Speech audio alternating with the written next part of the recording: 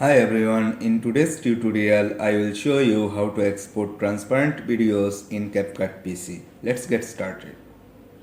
Open CapCut on your PC, click Create New Project to start, or open an existing project, import your video. Drag it to the timeline, make sure your video background is transparent so it can be exported as transparent. Click Export in the top right corner. Select the codec to RLE, this will enable the alpha channel. Choose MOV as the format. Set the bitrate to 60, choose your export location. Name your file. Now click Export and wait for the process to finish.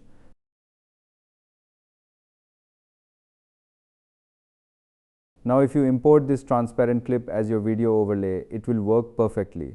And that's it. You've successfully exported a transparent video in CapCut PC. You can now use it for overlays, animations, and creative projects.